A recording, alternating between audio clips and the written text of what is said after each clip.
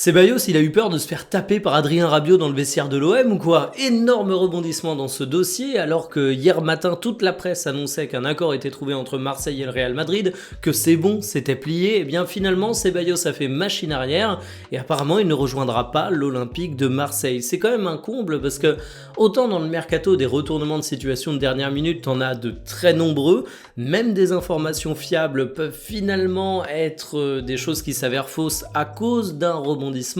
Mais là on avait quand même le joueur qui avait fait un post sur ses réseaux sociaux pour annoncer que c'était sa danse finale avec le Real Madrid, alors que finalement là on apprend dans la presse qu'il aurait envie d'essayer de s'imposer dans l'équipe de Xabi Alonso, qu'il a envie de gagner une place du côté du milieu de terrain. Alors attention, on entend beaucoup de choses autour de Ceballos, notamment le fait qu'il y a le Betis Séville qui est intéressé, que ça a réveillé son intérêt, mais s'il ne reste pas au Real Madrid, qu'il part bel et bien, mais qu'il va pas du côté de Marseille, ce serait quand même une histoire désastreuse. Alors on n'est pas à l'abri d'un énième rebondissement, mais ça semble cuit pour les Marseillais et c'est bien dommage parce que je trouvais que c'était une recrue extrêmement intéressante, un mec avec de l'expérience, un joueur avec encore un sacré niveau qui aurait été une vraie plus-value pour Marseille.